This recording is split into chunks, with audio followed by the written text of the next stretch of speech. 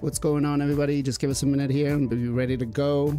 Thank you all for joining us on an earlier time. We got a lot of things to discuss today. The events are finally over. I think the Turtles are going to be well missed for any new players coming in. And why is Raid so damn expensive to play? We're going to talk about this today because we got a lot. It's a lot.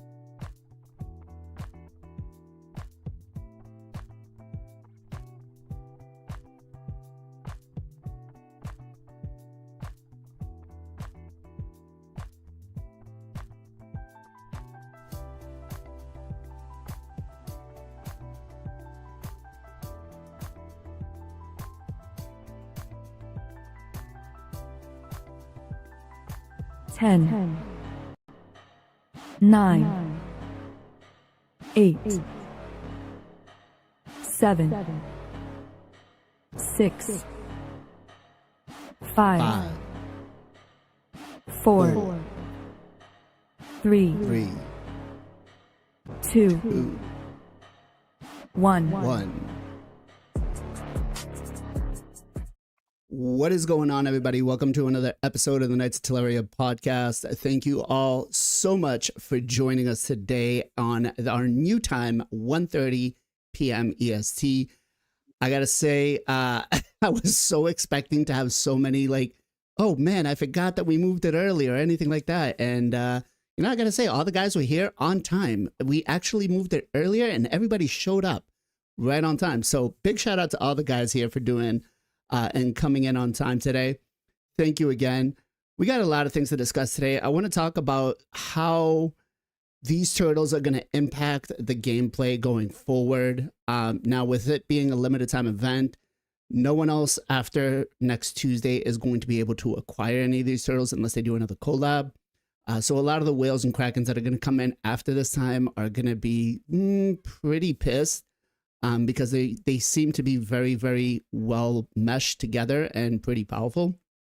We're going to talk about what is it that makes raids so expensive to play, whether we're spending time or money, or whether it's just the inflation that has happened, because this Path event seems to be pretty expensive in my opinion. But before we get too far into today's podcast, let me introduce all of my co-hosts for today's podcast. In the top little red box, we've got our free-to-play content creator, Mr. Final Compachi. Ken, what's going on, bro? How are you? Doing good, man. I'm glad I managed to collect every single turtle. Finally managed to test them.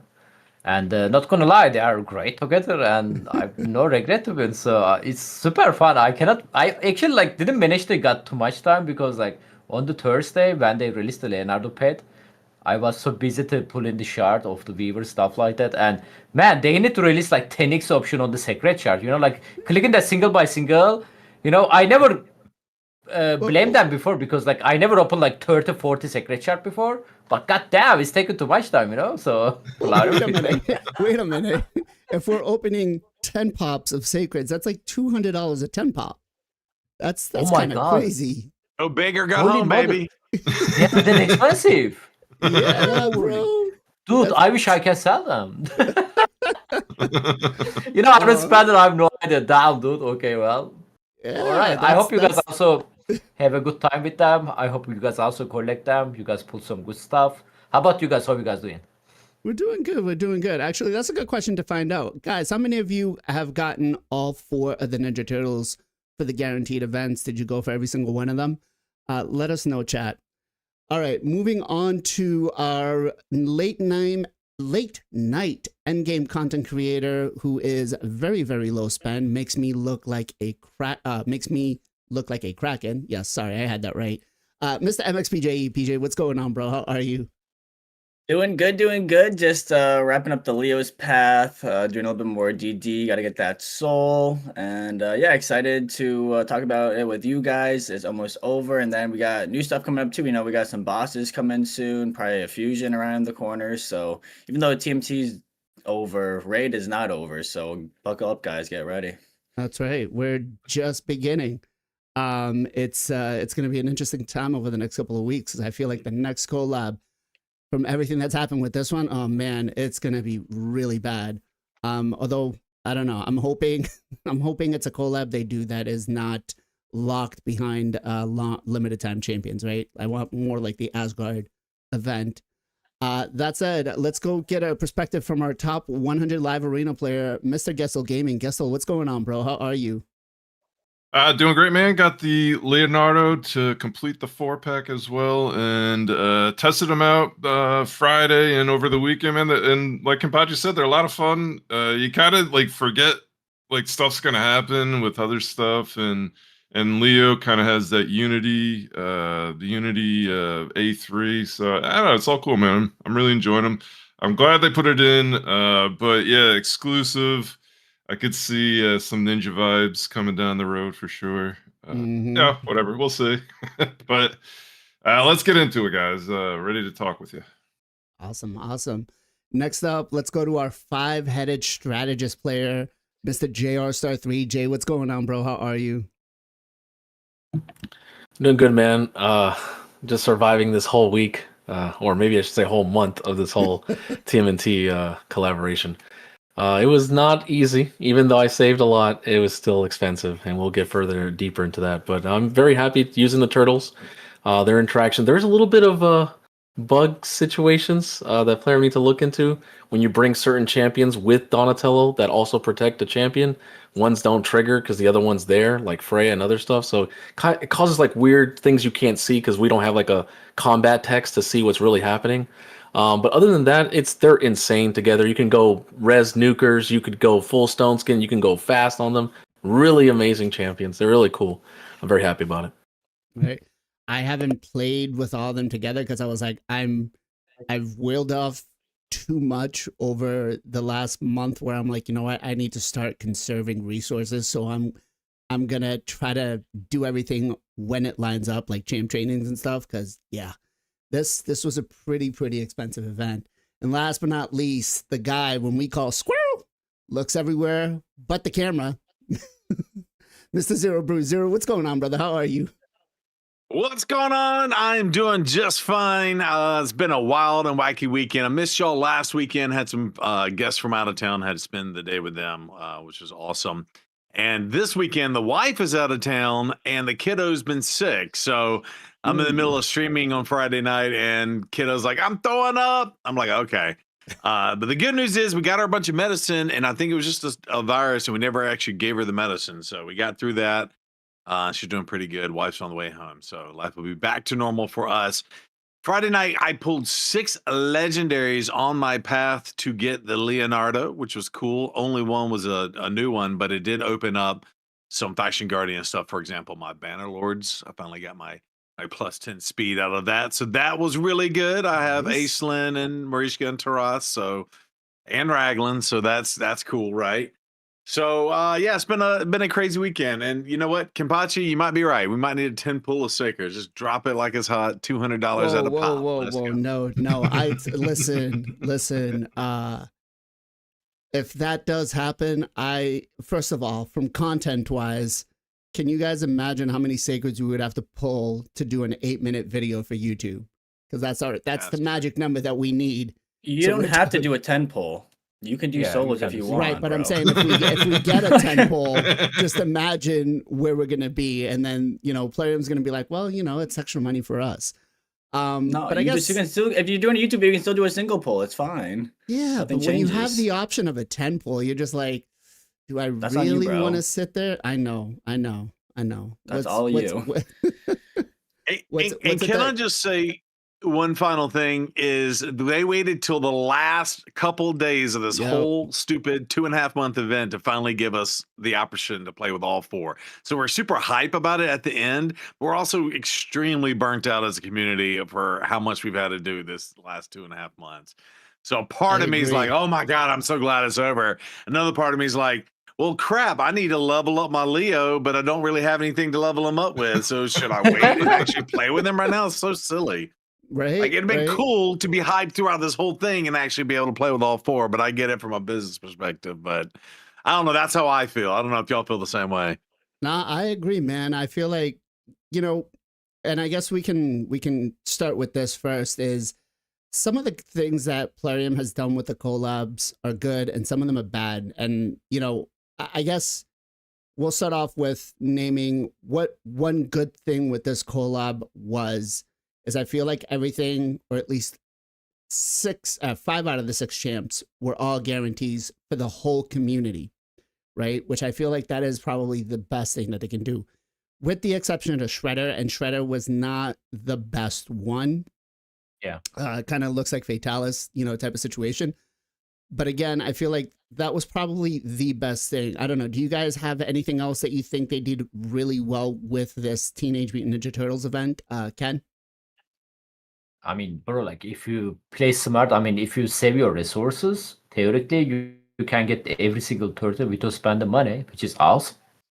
Like you say, Shredder wasn't that great champion, to be honest. Like, so I'm totally fine with that. I'm actually grateful I got Leonardo by only 25 secret shard. So You say only. was I think expecting that's expensive. I think that is expensive, to be honest. I mean, because if we Limited think time about guaranteed void legendary champion. I think With Unity I was built expecting in. 30. I don't know. It's something for chat to think about, because we will have a discussion about that. Because I think a guaranteed champion, even though if they were limited or not limited, is still 25 sacreds is a lot. I mean, Elva was 20 secret shard guarantee, and it's just Elva. Like we open 20 secret, boom, Elva. no, Like wasn't at least this Elva is better and some 15? extra stuff. Elva No, was Elva 15, 20. 20? Okay. 20. Yeah, lots of Um, people is rage that day. I remember that. I said the same thing. She's worth 20 secret shard, man. I mean, like you can just open 20 secret shard. What do you expect, Blazing? True. Mostly you are not even going to pull the legendary champion. Even you pull, it's going to be garbage anyway. So Right. at least we are getting something guaranteed good champion. So that part is Yeah. worth it. Like I'm not going to discuss you like price wise. Like I'm not buying. Like I just saving. You know that. So Right.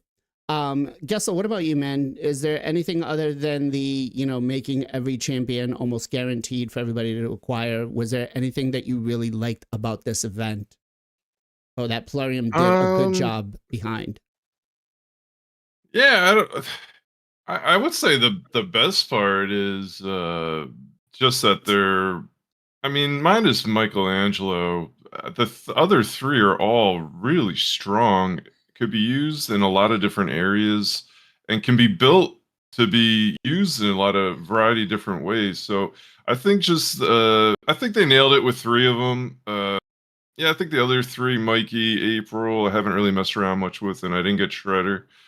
But I think they did pretty good at I think they did good at balancing the champs, not making them insane, but making them really strong where you wanted to go after them, and it's kind of cool that you'll have them down the road. Okay. PG, what about you? Yeah, kind of like what you guys already said, what Gestel said. I think they did a good job with the synergy. I think they did a good job with, outside of April, I think the designs all looked really well. I think they look good in the game. I think they did a lot. They gave a lot of relic materials this time around. I'm not sure if you guys agree or disagree, but I feel like there was a bunch of relic materials in the rewards, which has been kind of nice. A lot of chances for mythical materials. Granted, it's been expensive, but there's options to get them. Yeah, I say what you guys have already said is I agree with. Okay. Zero, what about you? Anything else to add? Well, I just think this is the best collab that they've ever done, right? I have strong feelings for how it played out in terms of like their logistics, right? But at the end of the day, I mean, they tapped into the late '80s or early '90s nostalgia for many of us. The champ designs are pretty cool. They did give us the option to get guaranteed 5 of the 6 champs, right? And yeah, I'm super in favor of this one. But at the same time, oof, I'm burnt out. But yeah, that's kind of what I would add to it. Okay. Jay, what about you?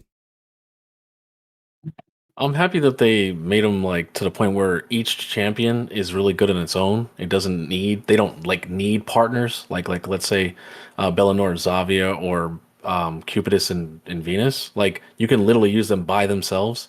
And I've been on other people's accounts, and it's like, oh, look, I can use Mikey here as like a taunt for clan boss. I can use Ralph as like they don't have no block revive champions on their whole account. Now you have like a win condition, right, to block if they have a certain champion you can stop from reviving. Donatello's insane. Like you can literally, you have no Kymars, no Renegades, no, you don't want to use Painkeeper, just use him. He's super amazing. Like they're standalone insane champs, and they're not voids. Like they feel like, you know, a little bit like mini voids, but they're not. And that's what's crazy. That it is one of the best. Because all the other collabs, like, yeah, I use Thor, don't use Loki, right? Oh, I used Alice a little bit, don't use her anymore. She gets thrown to like maybe some Curse City stage or maybe some hard factions. That's it. But these champions, they're so good, they're used everywhere and all dungeons everywhere, which is crazy. So it's like you put the work in, these champs actually give you value in your account. Most of the time we build certain champs and they only last for like a few months, and then you just start vaulting them, or you're like, oh, well, I'll use this person instead because it's better. So that's what I like about them. They actually put a lot of work, and I think it's really good. Yeah. Yeah. So, like I said, I think they did a great job with, you know, making everything accessible. I think they did do, like PJ said, I think they gave us an abundant chances of getting a lot of these crafting relic materials. So they're keeping up with the pace.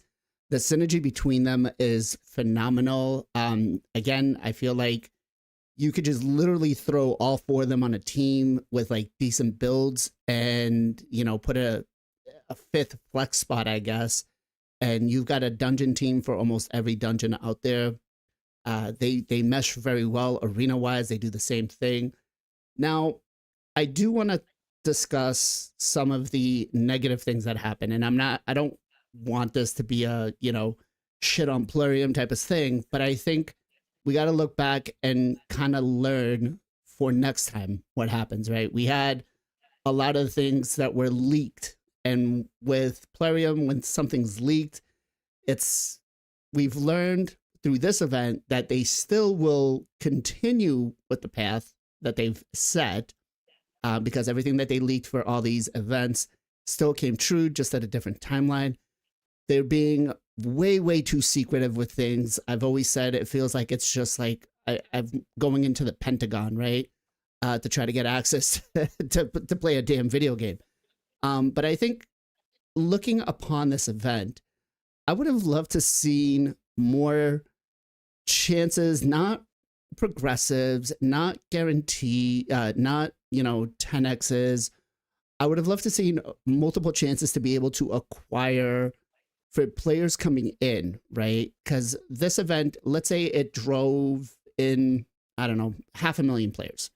Well, if those 500,000 players missed out on the Donnie Fusion, was there a different way for them to get it? Or if they missed out on the Raphael, was there a different way of a guarantee to get him? And I think this is where we got to kind of look and see, should they be doing multiple guaranteed events for these champions? Chad, I'm interested to hear, would you guys be okay with them doing multiple guaranteed events, like let's say one in the beginning, one towards the end of the event? I think that would be really good, to be quite honest. That said, let me find out from Ken. Ken, where do you kind of stand on, you know, what was like the one thing that Plarium needs to go and look at and learn for next time, for the next event? I mean, they definitely need to be careful about the more leaking, because, like, man, like, it's a great collaboration, you know, but it's got start by the leak it, you know, like we all know the leak on the YouTube, and after that they leaked the like guarantee pet stuff, like everything, and they denied it, and people are get offended against the Polarium. So they need to be a little bit more careful about their data. Like, we didn't leak that, they leaked themselves, so they need to be take a look at the mirror for that. Besides that, like, they need to do multiple guarantee events. I don't know how they are going to do that. We have a limited time to. I mean, that's the. Yeah. Well, I think, you know, I would be okay with the time that these events are running. Maybe we don't need a fusion every month. You know, maybe we say, okay, let's skip the fusion for, if we're doing another collab for, let's say, from January to February and March. Well, listen, we're going to do a a fusion for February, but we're starting the collab in January. So January, we're going to give you a couple of opportunities to get the guaranteed there. And for the players that missed it and didn't play at that time or decided to come back to Raid, we'll give you February as a fusion. And then March, hey, we're going to have a couple more of these guaranteed events. That way, hey, if you want to get empowerments or if you want to get dupe champions of these and stuff like that, like, or maybe they just say, if you've already gotten this guaranteed, you can't get it again, which I guess at that point might also draw a little bit of criticism back. But yeah, that's kind of where I was thinking. I mean, we don't know their contract. You know, it's a limited time. They are paying a company money to bring them in the game, right? And it's a limited time. They cannot keep this contract forever. So it's probably going to cost more money. Again, I have no idea how this thing's working, but they are not free IP. So like, right, there is some stuff written there at the bottom of the screen. You can see that over there. So right. And also that's the point. It's a limited time, man. Like, I mean, there is lots of limited time. You know, like, it's if you didn't play the game, if you was away, if you wasn't even start to play in the game, it's unfortunate. But like, even I start the video game today. Like, what is that? Fortnite? I never played that. Isn't Fortnite has a limited skin, guys? That I cannot get it anymore. I don't know. I mean, I don't know. I just so. say, yeah. I mean, like, not only Fortnite. I just say Fortnite because it's a super popular game. I mean, pretty much every single online game, like online. How to say that? Like, not every single online, mostly online actually on this list. Like, they have a battle pass. Battle pass has like limited stuff on it, mostly visual. But again, like, if you didn't play this season, you cannot get them. So, like, Diablo did it actually recently. Diablo 4, they did a Berserk collaboration, which is the manga, and bro, it was expensive. I couldn't manage to buy, and I cannot buy anymore, so it's over. So I'm not disagreeing that the limited time events are bad or that they shouldn't do them or that they should keep them longer. But what I'm saying is maybe give us more chances at actually acquiring the guarantees. So doing more of the guarantees. So Yeah, maybe they do need to 2 get money events. too. I mean, Yeah. you know, like, if that's the point. Like, they need to make money. I mean, Yeah. Okay. I get. I mean, I get you. I just feel like a lot of the players that, you know, again, that missed out on the Donnie fusion because they weren't around or they, you know, had a real life. Because Plarium, Raid is not a job. We have full-time jobs outside of this. This should be enjoyment. You know, if they miss out on stuff like that, I feel like there should be some sort of mechanic that allows them to still not lose out on that. And it shouldn't be locked behind your American Express. Jay, what about you, man? What do you think was one of the worst or the things that Plarium needs to learn through this whole collab? From my experience, from a lot of players that are coming in, I've seen a lot of new influx of players and early to mid game players, and they're basically like, "Dang, I came in for the turtles, and I only have 1 turtle." Right? So it's like, it's like you kind of like got me because it's like, yo, I want to play because you have this, but I didn't know that I couldn't get these. Right? The players like end up now with no Leo, no Ralph, not even a Donnie, just a Mikey only. So it's like, oh man, I only have a turtle that cannot send other turtles because I don't own the other ones. And it just, as a player, these players are like, man, hopefully they'll bring it. I'm like, ugh, it's limited. You're not going to get another one. So some people have been telling me like, hey man, maybe I should like not use this account, right? Maybe I can get another one, or maybe I can just not play this game. Like they're already saying that after 2 months. So I think you're right, Blazin. There should be some form of trading method, right? Like maybe we can use some sort of like the token trader or something where they might give up something to get something would be way better. Maybe if there's like pizza points or something, they can give up gems to like trade for a certain amount, something so a player has some access other than swiping, right? Because most players that come in don't want to instantly just spend hundreds. They want to stay free to play and then only break their free to play if something really, really good is there. So that is something that I've noticed because I play a lot of other games. There's always multiple shops or other stuff that you can swap resources with. You lose, right? It's not an equal exchange, but let's say it's like a 30-70, right? You lose a lot, but you can at least convert it to something so you can have a chance. Let's say you have 80 Donnie frags. Well, the only way to get those frags is usually buy them when Plarium sells in the shop. But what if there was a way to actually get fragments so you can get your Donnie, right? But you have to give something in return. So hopefully Plarium can look into that in the future for future collabs or things like that, because it does kind of feel sad to get one turtle and you're like, what do I do with this? I'm just going to use them as a taunt or decrease attacker, pretty much as a new player. Right. I kind of like the idea of using the token trader and putting some of these champions in here and giving them a chance to be acquired if you already missed the guaranteed event or something. I think that'd be kind of cool. What do you guys think, chat? Honestly, I don't think that would be a bad thing, to be quite frank, because it's, I mean, how many champions have you really bought out of here, right? And I mean, these guys refresh every 6 months, so yeah. Zero, what about you, man? What do you think was the one thing that Plarium could learn from this event to not make a mistake again? Yeah, I think if we're doing that constructive criticism, like I did appreciate that they kind of gave us opportunity for all these champions or whatever, but I do feel like they squeezed everyone in the sense that they still kept all the fusions. So we had Granite, and then of course our Halloween fusion, Mary, and then they did the sleazy thing that they do every now and then, where 1 out of 100 people can earn the 5-star soul for her in the middle of everything that was going on. Just made it impossible. It's like, I'm not sacrificing getting the most key Unity champion Leonardo just to go for this champion's 5-star soul. And honestly, there was a lot of hype around her, and I know they nerfed her and all that stuff, but I don't think I've seen or heard anybody talk about her since, because nobody could get the soul for her, is my opinion on that. So that's kind of that constructive criticism. I do wish we did have opportunities to get more. And then other thought is 25x is no longer valid, because like I said, I actually pulled a legendary when it was a 15x, and I tried to go for a second Donnie. So I was told that you could use 2 Donatellos on a 5-person team to reset the skills, and it's super OP and powerful. So I had a 15x on the blue shards and missed that. And then I pulled 5 legendaries out of my sacreds. And of course, that went from 15 to 20 to 25x, and not a single Donnie came out of all of that. So I think at this point in time in the game that, maybe they're going to do that at the start of next year.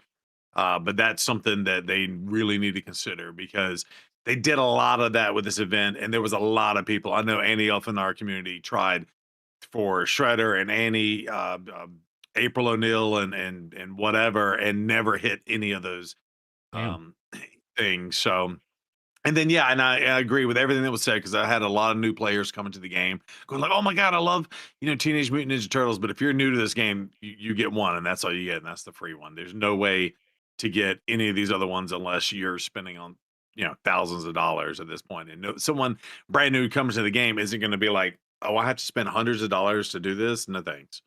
Right. So maybe they get 1 Um, out of 1,000 that does that, because they hit the nostalgia effect. But yeah, anyway.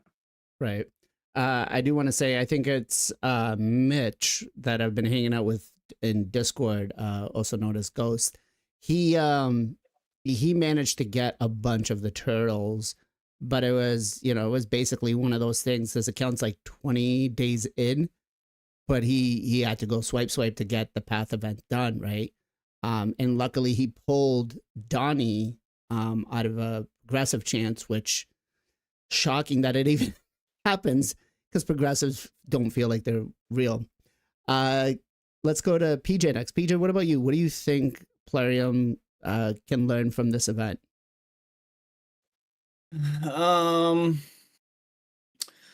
Learn how to keep their information closer to their chest, I guess. Stop leaking things. I don't know. It's tough, because on one side you want things to be easier, but on the other side you don't want things to be too easy. And it's like, do you want things to be fair? Because like one thing they could do is make it easier for newer players or newer account levels to, like, the requirements could be easier to get certain things. Like maybe it's only 15 sacreds for Leonardo because it's harder for them to get shards, but then end game players, late game players, gonna be pissed because it's 25 for them and it's 15 for the newer players. But like, if you want newer players to be able to get these things, like they need to lower the resources, because you can't expect a new player and an end game player to have the same amount without swiping. So like, or spending like a lot of time. And especially with these time gated events, like if someone just comes in, there's no way they're gonna be able to get that much. So I don't know, something like that they could look at, but I think you're gonna piss off half the player base if you do that. So I don't know. It's kind of like a tough situation. Yeah, I don't know. The thing you said earlier about like the double few or like the double chances of getting things is like they have to have the resources to get it. And like that's I feel like the biggest issue Well, is I like think that that's more directed towards new players coming in, right? Because if a player that came in halfway through the collaboration misses out on the Donnie Fusion, like or the path event for Raf, they're not able to acquire those. So maybe, maybe let's say, I guess a but better they're idea probably not would gonna get it be anyways.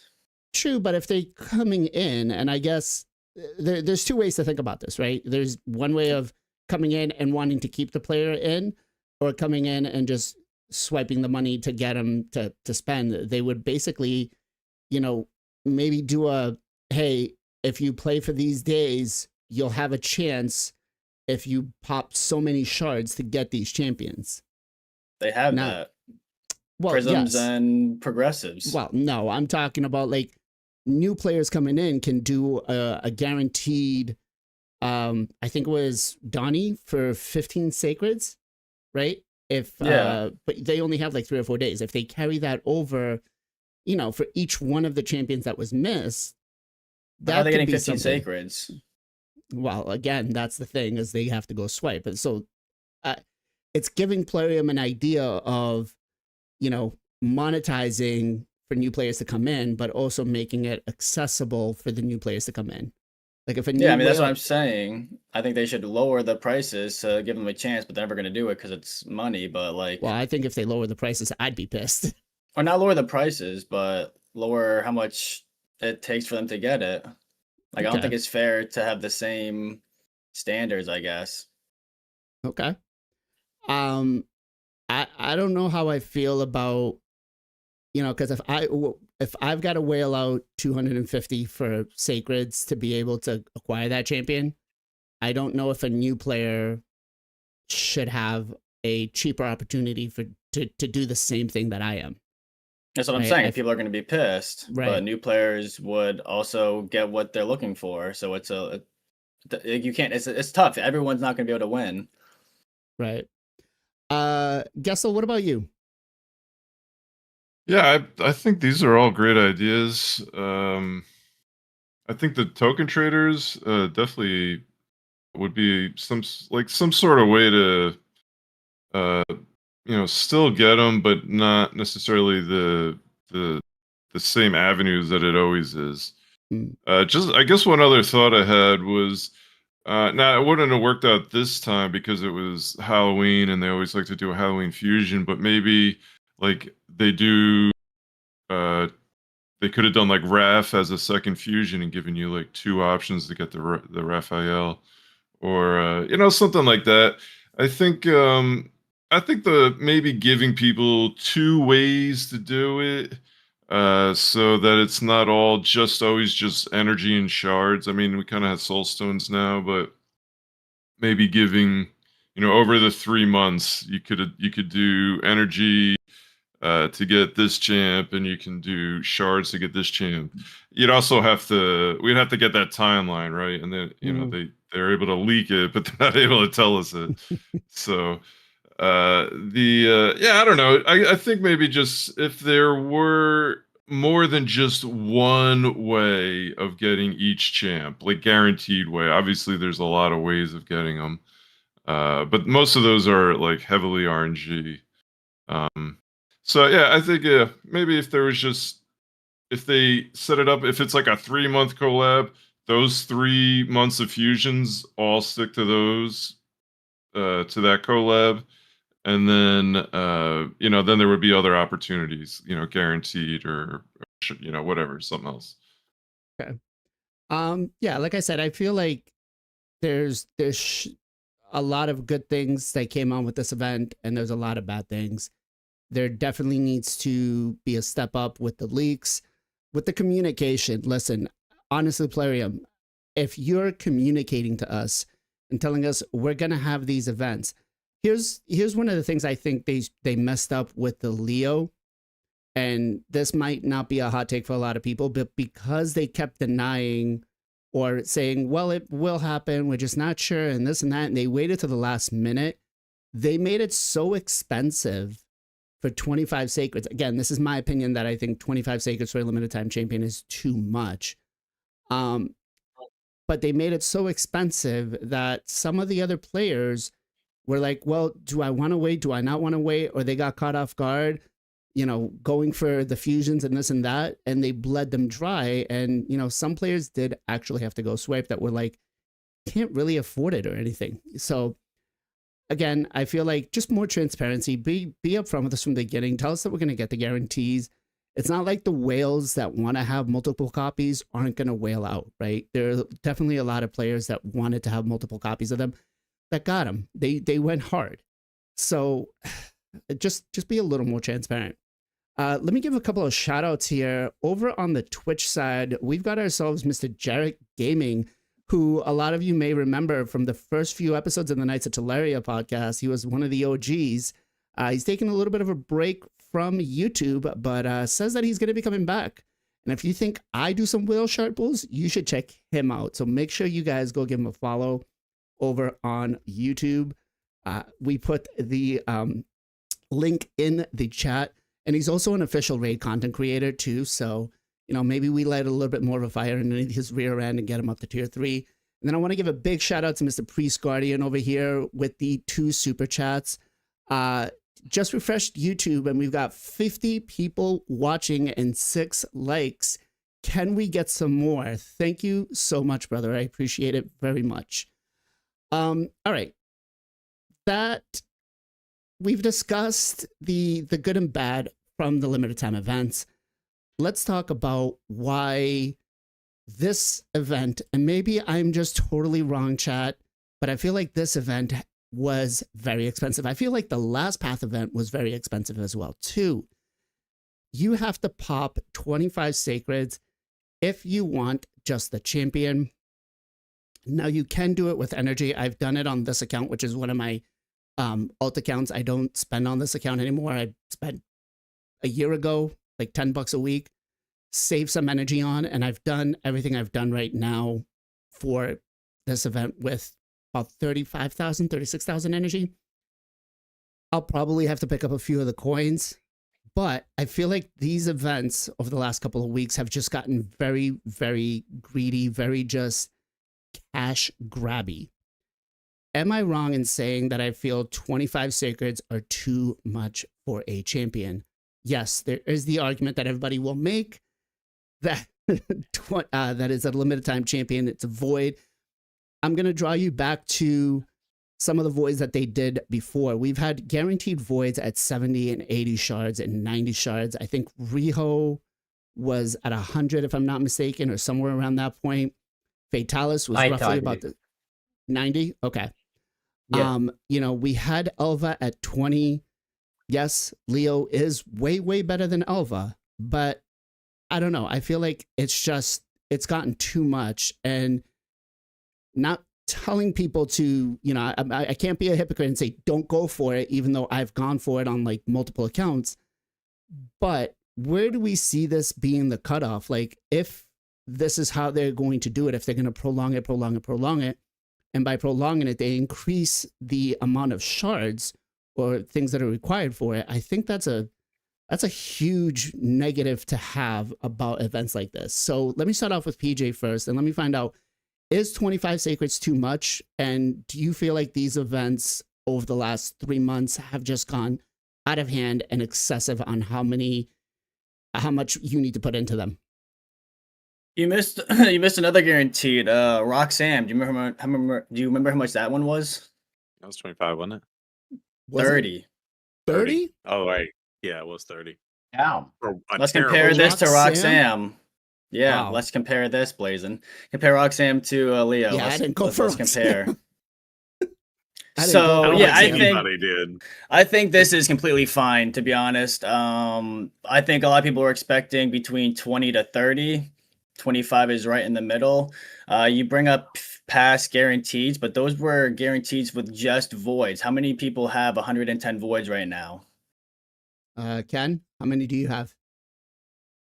10, I think. 10. Okay, so Yeah, I cannot Sacreds get is the way Leonardo, easier so- to save. Like, so, yeah, what? Yeah, I mean, like I was gonna say, like I mean, a lot it's of not people. only sacred. Can I say something real quick? Yeah. Mhm, So- yeah. I prefer this kind of pet event because otherwise you need to save specific shard to get the champion, like Leonardo. If I don't have a void, boom, it's over. Doesn't matter. Even I have 100 secret, it's impossible. So Yeah, so I 100% agree. I like these kinds way more because of the exact fact that you don't have to specifically save 110 ancients or voids or sacreds. Like you can use a multiple of things. You can also use DD. The other ones you had to use just voids. This one, if you have energy, if you have gems, you can use some of that and lower the cost. You're also getting other rewards as well. You're getting a legendary book. You're getting a few extra stuff. Obviously, you're going for the Leo, but you're getting a little extra rewards as well. Yeah, I think 25 for a void nuker, that's really good, limited, and you can use DD and other shards to substitute it, I think is good. Okay. Gessel, what about you? Do you think that 25 sacreds is too much? Have these events been too, resource intense? I actually was able to get all the champs just using shards I collected basically since they announced it. Now that's not the case for the souls, but the champs I was able to get just by like I did not use base. I maybe used one or two sacreds since the announced basically that Leo was going to be kind of the big reward at the end. I didn't spend I think like I said, two sacreds. So I ended up having 30. And I was like, okay, if they go 30, I'm definitely going 30. Like I'm definitely getting this guy, right? And it was 25.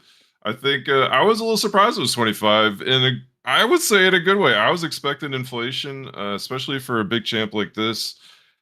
So I don't think it was really that high. Like the other thing I did for April, and this is not nearly as tedious as it used to be because they've implemented that new upgrading system, champ upgrade system, the leveling one. But I did 10,000 mystery shards for April. Like if you're just collecting your mystery shards, I mean they'll pile up after a while. Right there, boom! Like that was another champ, and I like to me that's a free champ. That is free. Like you can't get more free than that. So I don't know. I think if you just really like this game is all about managing your resources once you get to end game, and this is what you do it for. This is what you hang on to this stuff for. So I think if you just managed it well, you should have been able to get really all 5 of the guaranteeds without having like really spent any money. Okay. Zero, what about you? Yeah, I mean, you guys are alluding to it, but that's exactly what I was going to say. Is they could have probably gotten away with charging more than 25 for this. So I thinking 25 is a still, and I just compare that. I know we've had some friends was like the Roxanne one, but I just compare it to other guaranteed events when they used to just do it for the shards, like we talked about, right? And a lot of those legendaries were about 20 sacred shards to get them, and this is before souls and all that stuff. So we're going back 2 or 3 years when they did that. And then, typically, without looking at the champion and what they can do, typically void champions kind of was always a premium. So, if Elva's the bar at 20, then you're already looking at 22, 23, 24, maybe even 25 just for a void champion. And then when you look at what this specific void champion can do, not only is he a unity champion just with the turtles, and he's not technically a real unity champion, but he has the unity skills, and he's void, and he has, he's a fantastically built champion. At the end of the day, I think 25 is a steal. And Darren's telling me to stop, but I'm just saying, like, I thought that this was really good, and I'm with Gessel. Now I am completely tapped for resources, just so for people to understand. I'm less than 2,500 mystery shards, 0 ancients, 1 void, 3 primals, and 1 sacred. So I burnt through every single thing, but I went for everything I could go, including the fusions, and I got all the souls that I could get, not counting the stupid Maria one where only 1 out of 99 could do it. I gave up on that one, but yeah, so I got all my champions, all the 5 of the 6, all have 5-star souls, including granite, so make that 6. And I did it, and I'm burnt out. Now, if they drop a thing next week and they're like, oh, here's the next best fusion, and it's better than all 4 turtles combined, I'm not gonna be able to get it unless I do open up the wallet. So let's hope they don't do that. We need a break. Okay. Starting next week, we're going to have a new collaboration, and it's Greek gods. Hercules is one of them, and he just looks at the bosses and just kills them. So you're gonna need to go for him, and he's gonna be like 90 sacreds. There you go. Heads up. Jay, what about you? That would be an interesting champion. Yeah, I think 25 is amazing. I actually thought it was going to be 30, 35. I was already like FOMOing and saying it's going to be insane, the craziest event. For me, it was because I went for the soul and the champ. But you can't go wrong with having like dungeon divers and using all shards. Like you can't argue that. And there's a whole bunch of other resources there too that you could go for. So it is amazing. I was way better than I expected. Way better. Now, in terms of the soul being the price that it is, and then all having to go on the right side as well, plus the 50,000, that's a little too much in my opinion. But I kind of called it out on stream. I was like, they're gonna do 2 pads. You have to get 2 keys and all this. I'm like, ugh. But that was expensive to go for soul. But other than that, I think it's amazing. That was pretty good. Same thing with Raphael. Like it didn't take too much to go for it. I thought it was gonna be really hard, and it was pretty. I was like, okay, cool. And then I got a free champion for it. So they did it pretty nice. The April was kind of annoying because those Titan events, you have to go literally everything. Like you can barely miss anything. Right. Luckily, I got her. Didn't have to go for her Titan at all. I was pulling some shards for Raphael on a progressive, and I pulled her out. So I was like, oh great, I get to skip all this other work because I have other work to do playing raid, not just grinding this game. So but yeah, I was pretty happy about that. Hopefully they don't go crazy in the future. Right, because this was a void legendary. I don't want to see 30 sacreds or 35 for a non-void in the future. We don't need more inflation like that. I think if they keep it balanced, like I wouldn't mind if they went 28 or 29 for a void in the future, right, in 2026. That's okay. But 28 or 29. Yeah, overall, in general, they did a pretty good job with this. How many sacreds do you get from Clan Boss a month? 11's average. At this time. Okay. So you want to 7 save for times. 3 months to get 1 guarantee? We are not playing other part of the game on the Columbus. It's not just a guarantee of a random champion. It's a guarantee of a top like 10 nuker. Like he's gonna still be relevant in a long time. I have tons of champions that I went for previously. Let me ask you a question: is people who went for Khan, are you still using Khan right now? People who went for Bells, are you using Bells right now? Nope. You see what I'm saying? Like these guaranteed champions that people went for previously, are you really using them? This champion, you're gonna be using him for a long time. Okay. I mean, I get you. I guess my only concern is if the bar keeps being raised, at where will it stop, right? When I feel like having guarantees, let's say a legendary guarantee at 20, I'll take that because if it's a champion I don't have, I have the opportunity to go for him and add another one to my roster and still have an opportunity to get another champion. But at that point of like, if we're going into like the 30 mark or the 35 mark, I think that's way, way too much because if it does take us 3 months to collect enough shards to go for this, that means where are you going to hold resources to try to get the fusions or the other events that they're going to do? Do we really want to play Raid Shadow Legends or do we want to play Raid Shadow Legends, right? Can I talk now? Yeah. Okay, I'm going to give you every single answer, my friend. Okay. First of all, if this is like first ever guarantee we ever see, like we wasn't expecting the 30, 25 secret shard to save it, then I will agree with you. But guarantee champion been on the game for a while, and if you play the game for a while, you should be aware if you don't save your resources, you kind of find yourself a weird position, like upset position maybe, let's say. Which is this event also got leaked. Yes, Plarium denied that, but I think last 1 month they accepted, right? They said like guaranteed Leonardo is coming. Like this part is also leaked.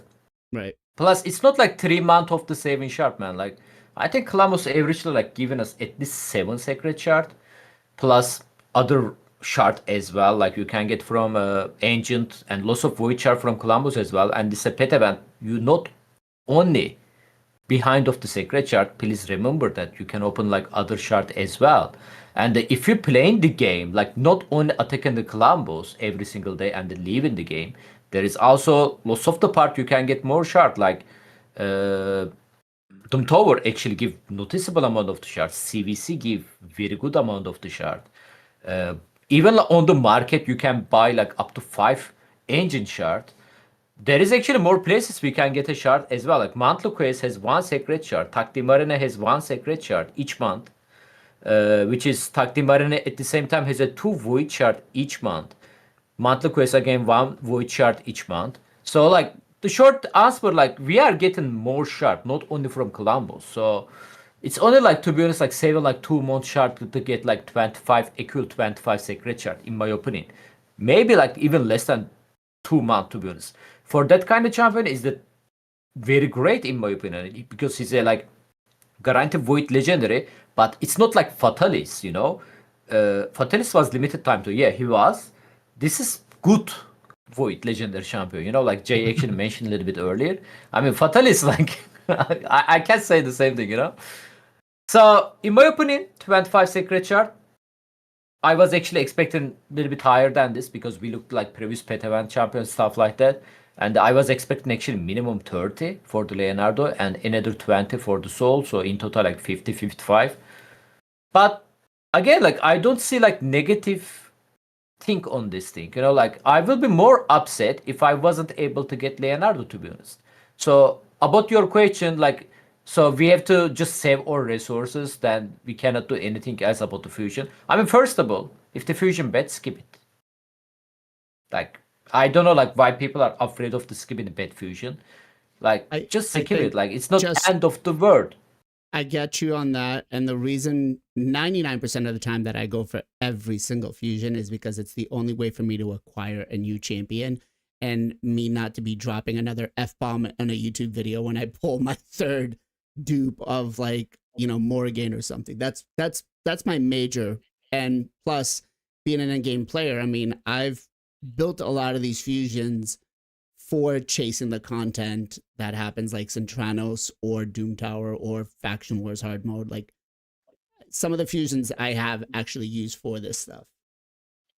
Yeah, but like special hard mode faction mode just released it a couple of months ago. Like, so like I also going for the fusion just for the hard faction mode. Like Tolin was one of them. If I skip the Tolin, Granite will be the other one. You know, like because the Wolf faction, like I'm a little bit struggle. You know, if they release like a champion, like high F champion, let's say, but champion is looks like meh, but I'm gonna look the kit like I'm like, oh man, this champion can help me a lot on the high F faction. I will just go for it for this content.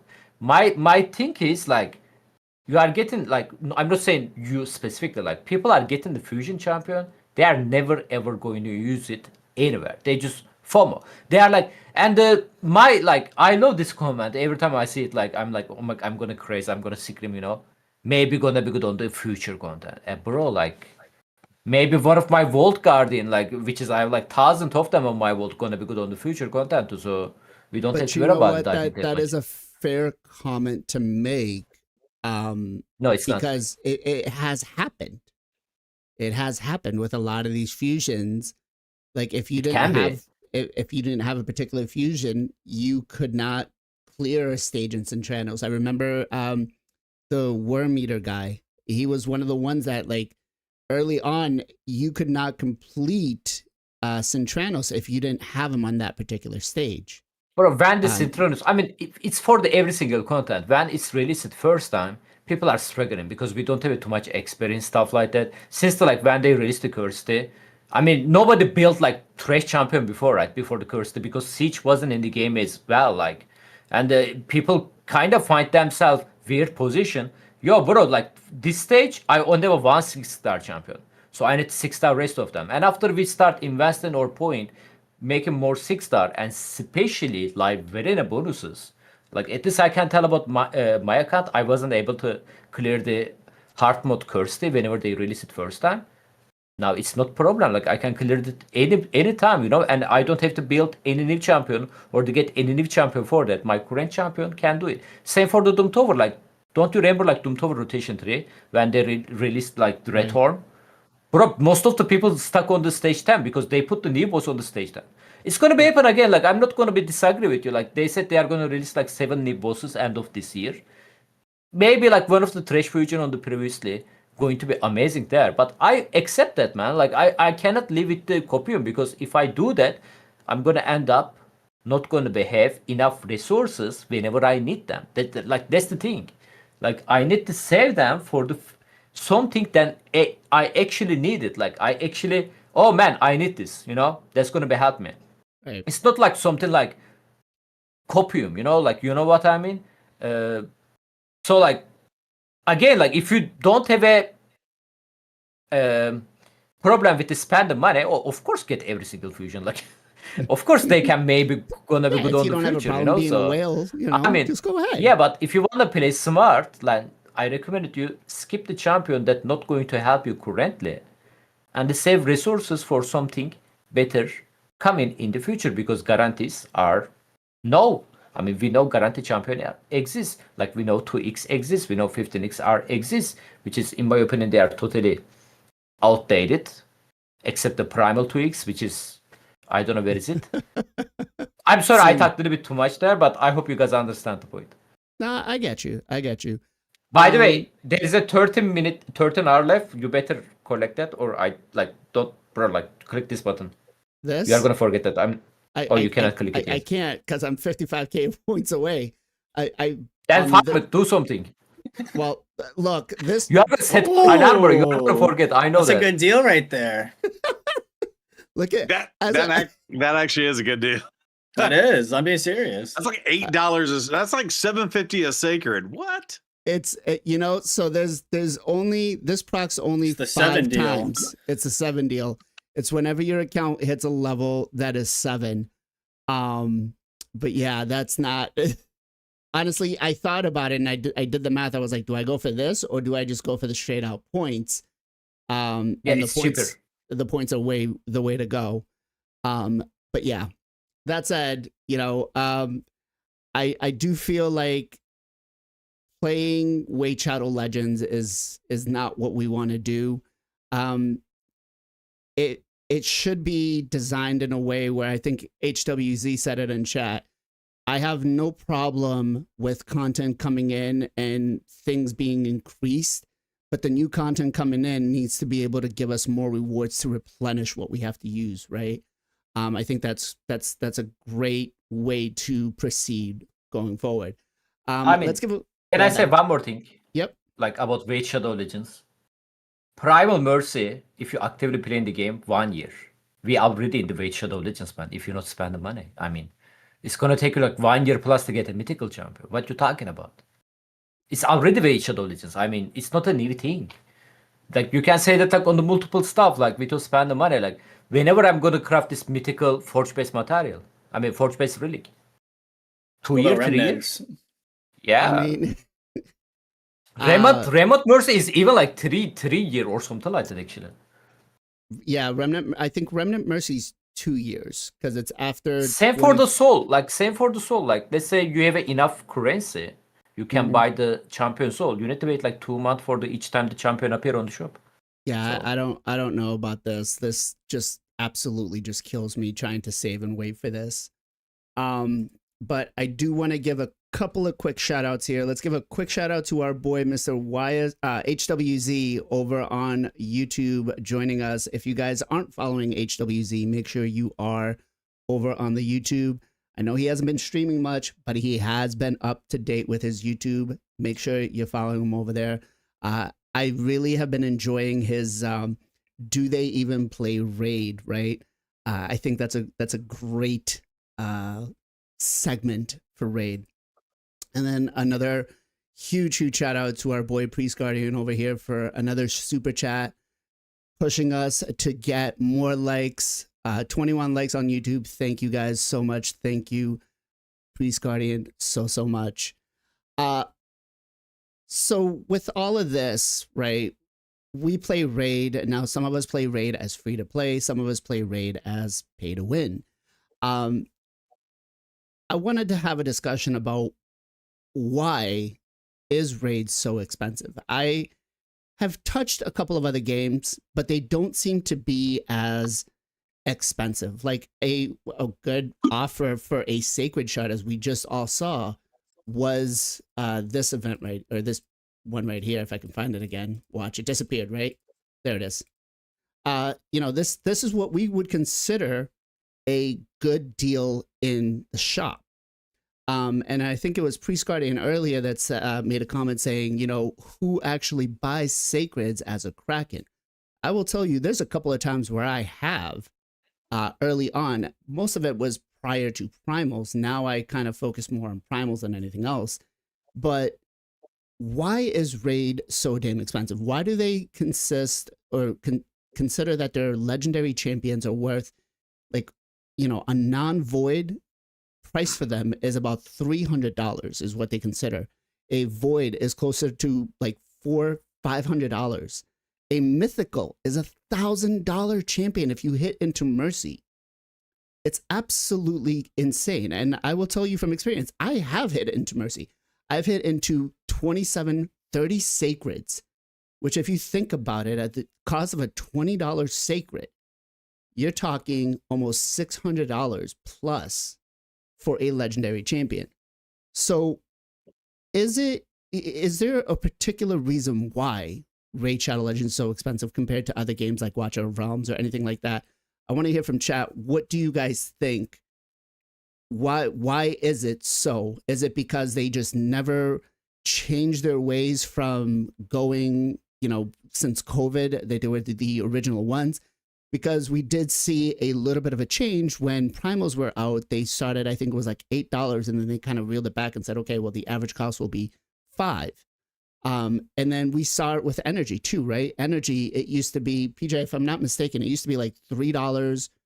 No, it used to be $300 per energy refill or per dollar spent. Now a good deal is about $225, $250, right? So I don't understand why it gets, inflation. Yes, world inflation. I get it. But why is it so much more expensive than any other game? What do they offer, if anything, to make it that point?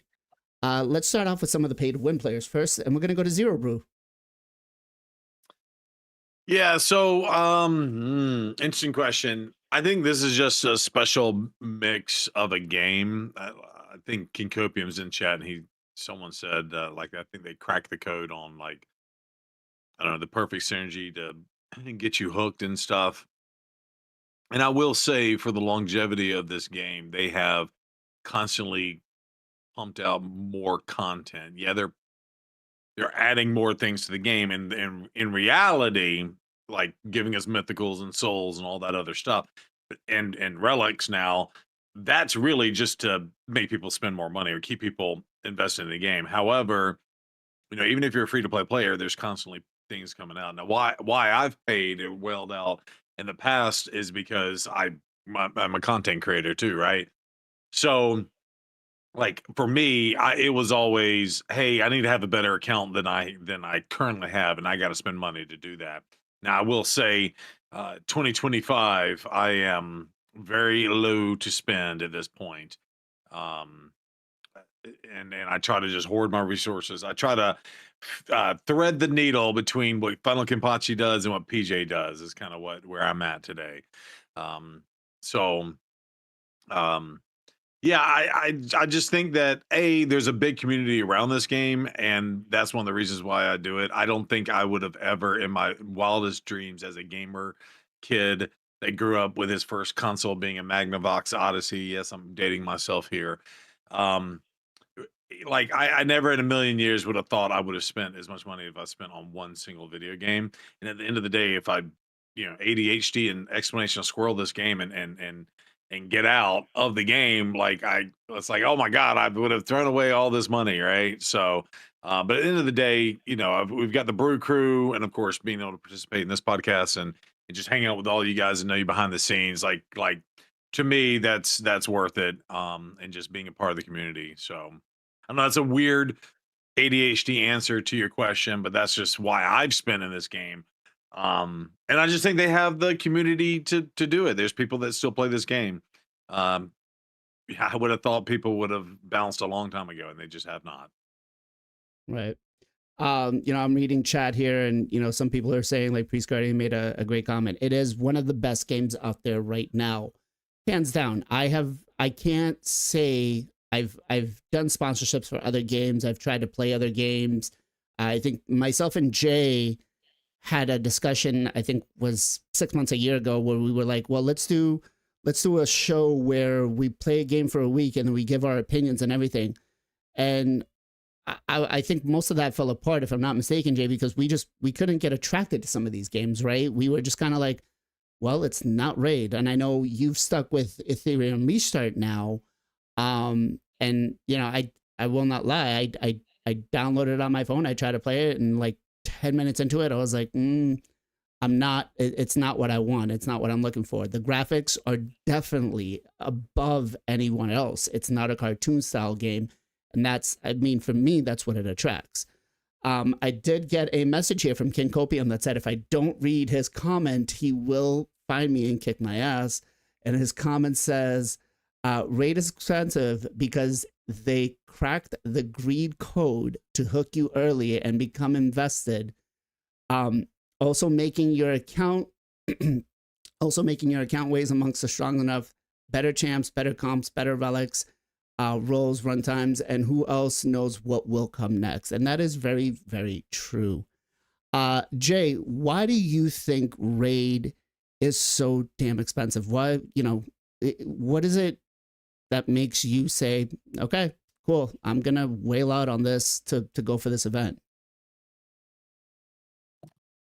I think, even from my perspective, when I first started playing, I'm just being real. They overvalue their game because they knew that they were number one when it first came out because nobody was doing it at the level they were doing it, which is true, and that's nice. But as time went on, they started going, well, if people are not going to buy this or people are not going to invest into this, how can we put different strategies into our game to continuously milk, right? Bigger players, let's say Krakens, whales, things like that. And that just became conditioning. Because when I was like mid game, I didn't want to spend $20 on a 4-star chicken. That just sounds crazy. So, but if eventually it's a lot of things, right? It's PvP, it's PvE. You're like, oh, if I only had this, I could do this. Right. And so it gives you kind of this like, well, I don't mind giving up a little, I have an extra, let's say 50 or 20. I'm going to take the risk. I could get that thing and that thing could help me. So it's a little bit of conditioning, and they use it as kind of like mind games, stuff like that. And then, of course, as we went on in the game longer, right now we're now FOMO, right? We talked about this on previous podcasts, but they're masters at FOMO. Like other games, you might lose like other games have like these special events or collaborations, but they can come back, right? For like other new players next year or something like that. In this game, if something's here, you don't get it now, it's gone forever. So that's even stronger, like this sense of like, dang, I need to get it because I don't want to miss it, especially if you're actually hardcore into playing Raid. And I wish they would drop down like prices, right? Like the world hasn't got easier. It's in a, with all the wars and all the crazy inflation and the government trying to take away people's food, all this crazy stuff happening. You think they're gonna be like, oh, let's just reduce it by $5. You're not gonna lose a lot of money. It's only $5. But no, actually, they found different methods, like different strategies. Right? We got relics now. We have primals, mythical champions. Like, oh well, if no one's buying sacreds, these expensive shard for 4-star chicken, we have other things that are either more expensive or more RNG, right? That can cause people to want to invest into their Raid accounts. So it's just different strategies, and it's a business. I just wish there was. This is why people use other programs or other things to reduce what they're spending. I think there should be in my opinion, if someone's not spending, right? You kind of like to do the Warrior Circle pack. Why don't they do like a 25% off everything? A real one, not like where they just write it's 25% off and it's just a lie. Like legit reduce everything. You could actually bring back spenders, who go, damn, I want to buy 4 of these instead of just buying one, right? So it's not my business, but I think it's in general, Plarium, they see themselves as top 3 dog, and they're like, well, we're this big, you're gonna have to invest into a big dog. That's just how it is. So Right. that's why it's such an expensive game. You know, again, I have not been pay to win in any other games, but the last game that I played was DC Legends, and maybe it's just the packs there were capped at a certain price, and so things didn't go off. But when you look into some of these accounts and the minimum price that you can spend to buy something in this game is $100. Let's think about this a little bit. Remember when you were 16, 15 years old and you were like, Mom, Dad, the new Xbox game or the new PlayStation game came out. You were spending $40, $39.99 at Walmart to buy that game and play. I mean, it's insane to think that we've come from that stage to this. But it's not to say that it should or should not be done, but does it need to be? Right? We understand inflation. We understand things go up. And to Jay's point here, I do think like, yes, if you drop the price a little bit on a lot of these things, you may encourage and entice other players that can barely afford to spend to say, okay, you know what? Maybe I'll throw $20 or $50 a month at this game. Gessel, what about you, man? What makes you feel, or why do you think that Raid is so expensive to play? What is there a reason for it? Yeah, well, because people are spending the money, so that's why it's that. That's why the price. That's set the market, and the people hit the market. So that's why it is. I don't think it's not necessarily the most expensive thing though, because I actually was playing AFK Arena before I played Raid, and I would say it was equivalent. The pricing structure was equivalent. It's a little bit different gacha style game, but they're essentially the same in terms of being gachas. So I would say they didn't really set the market. I would say it was set before that. I don't know what I think in Summer's War, I think they were kind of the originals. I've never played that game. I don't know what the pricing structure was there, but and there's actually another game out there called Odin's something, which, believe it or not, is even more expensive than Raid. Like, Really? and it's even more difficult to get like their legendary champions. Wow. So, like, if you want to go spend some money, if the whales out there don't think they can whale hard enough, go check out it's like Odin's Legacy, something like that. So there are games out there that are more expensive. I've never played it, but I know it exists. But all that being said, the game it does a good job at keeping you entertained, and I think that is why a lot of people aren't as reluctant to throw money at it as you would some other things. But I'm like you, Blazin. Like, I've always been like, bro, I used to spend $50 on a game back in 1988. You know, like this is crazy. Like I'm putting $100 down like on packs of shards. That's insane. Yep. But I don't know. Like, I'm obviously not 8 years old anymore. I'm a grown man. I have my own money. And instead of going to the bars, instead of I don't know, spending money on ridiculous stuff that I used to spend on in like my 20s on like having like the labels and clothing or whatever, going to bars every weekend, like, this is my entertainment. This is what I like to spend money on, and stuff I throw a little bit here and there. That's what I do.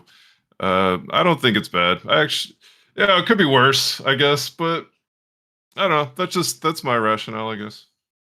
I mean, I remember going to GameStop, trading in like the brand new game that I bought after I beat it and played it, and then trading it in for like 4 used games and be like, all right, cool. Now I can get these and have some more fun with it. But yeah, bro, it's at the point where I'm just like, geez, like I literally just dropped 400 to get a champion. I'm like, crap, how do we get to this?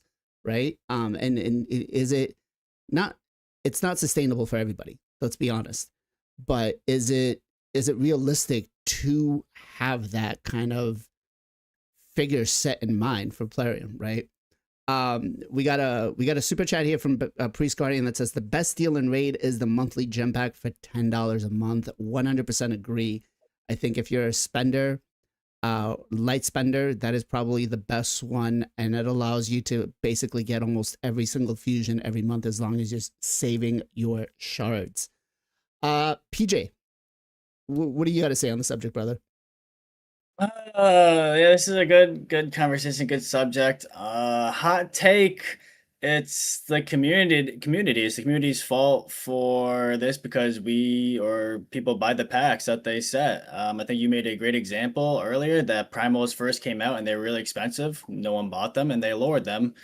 And then people think, oh, okay, well, I think these are acceptable now price and we're gonna start buying them. And this is where they're at now. I think the community did to themselves. If people would stop buying, they'd probably lower the packs. And Raid's definitely, like Gesto said, Raid's definitely not the most expensive game. There's way more expensive games out there. Other gacha games that are more expensive than Raid. And I think you honestly did do it to yourself. You say, how do we get to spending $400 on Sacred? And it's not we, it's you, Blazin. You're the one that's spending it. You're not saving. You're playing the game in different ways. So I feel like you're clustering everyone in, and it's not a we, it's a you thing, bro. And whales and krakens,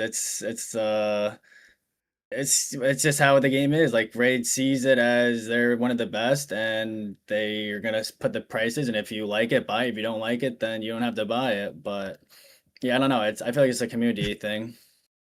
You're right. I did put myself into it, but I will say, like, compared to other games, I have tried to pick up other games and walk out of it and say, okay, like the last game I played deep into like years was World of Warcraft. That was $20 a month, and I was like, cool. All right, not even. I think it was like $14.99 or something like that. I was like, cool, whatever. It's a great game. I enjoyed it. I loved it. And to try to go into another game that is going to be as enjoyable as Raid. There's a lot of things I do enjoy about Raid. I tried playing Watcher of Realms. I tried playing Ethereum Restart.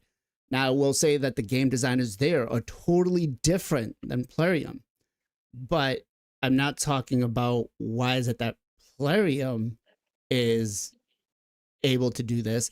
I'm talking about why is Raid Shadow Legends, the game, has nothing to do with the company. The company itself is greed upon greed. It's a gambling.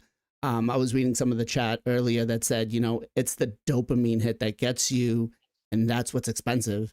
But then the low point is, go ahead. Is it as similar to like going out to like a nice restaurant? Not all restaurants are the same. If you want to go out to eat, you don't have to go to a steakhouse. You can go to McDonald's. Like, yeah, like what? You don't have to play the game at the highest. Like, you don't have to. You can play different. Like, I don't know. It's like you don't have to play this game and spend money. Ken's free to play. Like, you can do just fine. That's true. There's also, I think Raid also does different. Like the pack. Not every pack is the same depending on how much you spend. I think that's also something that they do differently than, I'm not sure other games do that. I don't play other gachas, but like if you're playing 2K or EA Sports, I think it's just like the pack's the pack. It's not like if you're a big spender, you get more packs. If you're a low spender, you get different packs. It's just the pack's the pack. Where this game, they kind of cater to your spendage. And if they know that you're going to spend more, then they're going to raise the packs. And then if you want to spend less, don't spend and your packs will go down. Yeah, and that can, I will tell you as a spender, that can be good and bad, because if a particular event comes up and you're like, okay, cool, I'm going to go for this, like the Hero's Path that we just had.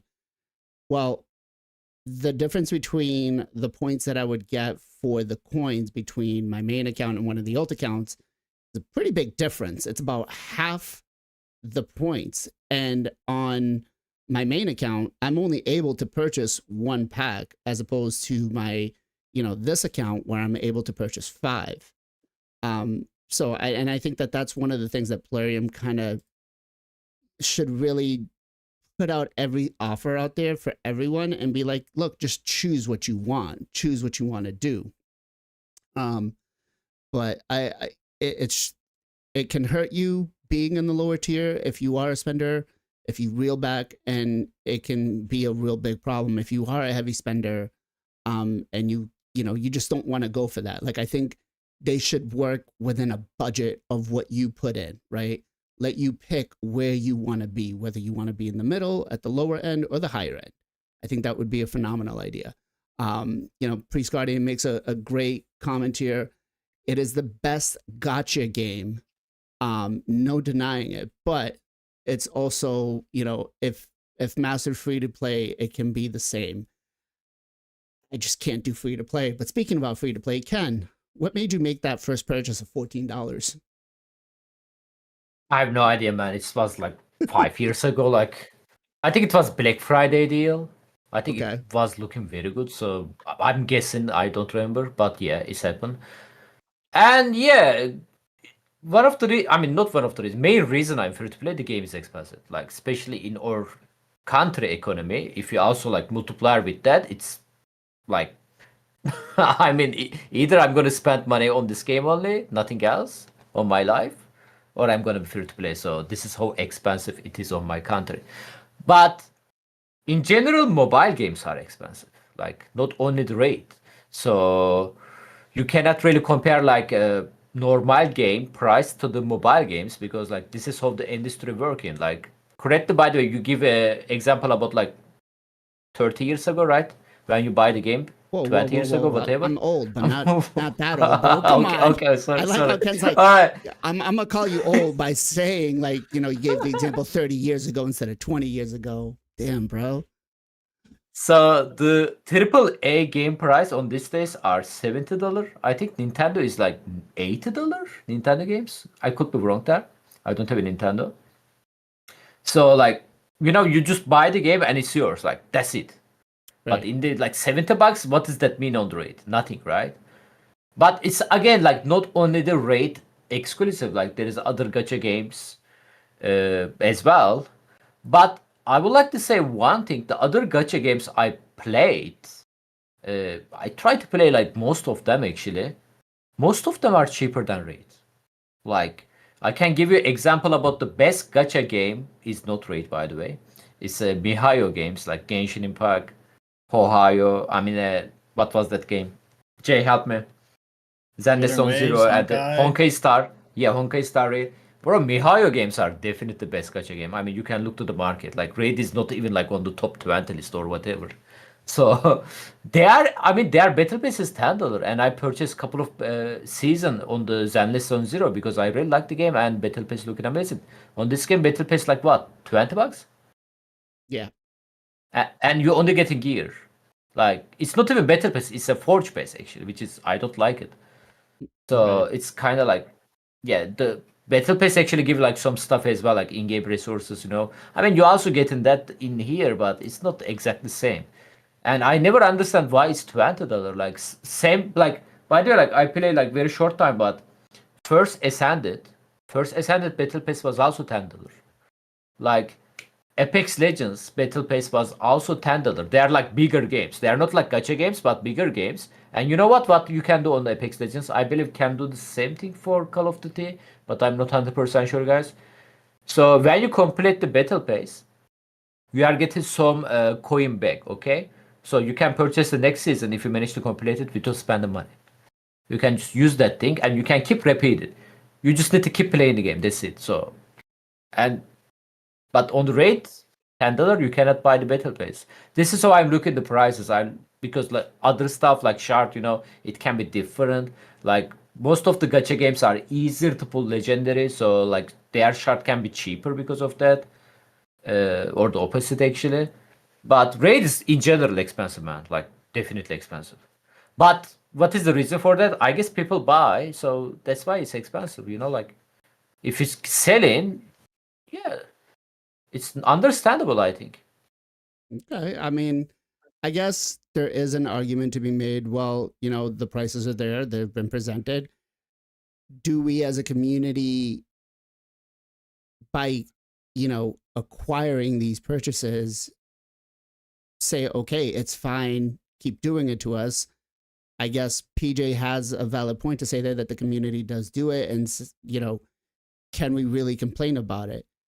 I feel like over time, as your player base grows, one of the ways that we could be shown some love or appreciation is, give us a little bit more for what we put in. It's, I've always said, if I love the game, if I want to play the game, if I have the discretionary, I'll put it towards it. And I feel like that could be said for a lot more people, but not everybody is in the same situation, right? What might be okay for me as a discretionary might not be the same for Jay or Zero Brew or, XYZ person out there. And so I feel like, looking at that, it makes a better community. It makes a better business decision. But what do I know? I'm just a YouTuber here with a whole bunch of guys sitting here on a panel discussing, and we're talking about a game that we love. So we've got a question here that was asked from us, and it goes from DD Wattage 99. If you had to change Clan Boss, what would it be? What would you add for a more difficulty or keep the same? Would you raise the drop rates? Because so many years now, Clan Boss has been stale, has not changed. And for a lot of us back in the day, Clan Boss used to be the thing. I remember YST used to do videos on a week-to-week basis with just, brand new Clan Boss mechanics because he didn't want to do the whole Demythic comp. I mean, Deadwood Jedi had his whole channel set up just for YouTube on, Clan Boss stuff. And Clan Boss now just kind of feels like, meh, he's there. What else do we do? So let's find out. PJ, what do you got? I'll go first with this one. I love that it's a dead loop pinata. I'm not sure about you guys, but I personally love that it's a quick battle. I don't have to worry about it. It's still the best rewards in the game, and it's been in forever. I think if it got changed to better, like, sure, I would love it to get better. But if it got changed to worse, I think people would leave and people would freak the fuck out. I'm personally fine with it not being difficult. It just being there, auto battle, or quick battle, instant battle, whatever it is, get my loot for the day and be done with it. Okay. So you wouldn't want to see anything change or anything unless like the that? rewards are getting better. I mean, obviously better rewards would be good for sure. Add primals in there, add mythical books, stuff like that. But besides that, no, I think I'm fine with it being dead. Like we're worried about this game with time, right? I mean, we're trying to add. That used to be an hour a day with it being an Right. auto, or so. Like, yeah, I mean, I think I'm fine with it. Why invite more work is what King Copium says. He's just like, give me the rewards, let me get out and get done. I get you, and I kind of like, I do remember back in the day, 35 minutes of running my Clan Boss team. And guys, imagine I have 9 alt accounts right now. Imagine running Clan Boss on 9 alt accounts, having to just make sure that each one of them was going good. Literally, we're spending 30 minutes on each account running each key, 4 keys a day, which was tough. Gesto, what about you, man? Any thoughts on how to make Clan Boss better or more interesting? I actually feel like the clan boss progression has been them moving into new clan bosses, right? Like we got Hydra and then we get Chimera. I feel like that's the progression. The first one is, yeah, it's stale because like we mastered it, right? Like what are they gonna do? Change it?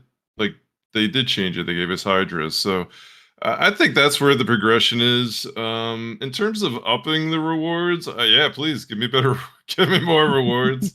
I think maybe they could up like the percentage of voids. I think that would be the most impactful. Like everyone always wants the sacreds, right? But sacreds are really best used to get your fusions done. Voids are the most impactful, so maybe up the voids. I think that would be strong. I think that would be really good. Can I jump in real quick?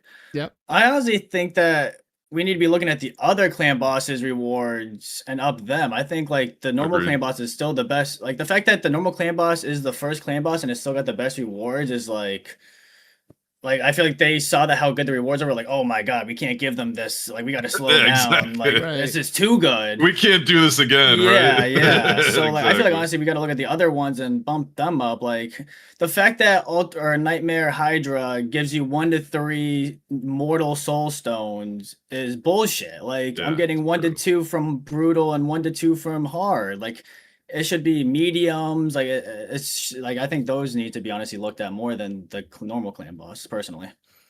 Okay. Gessel, did you have anything else you want to? Sorry. Yeah, no, I agree with PJ. Yeah, I think that it's like they were like, oh, we did juices a little too much. We're gonna have to cut it back on these new clan bosses. So, Okay.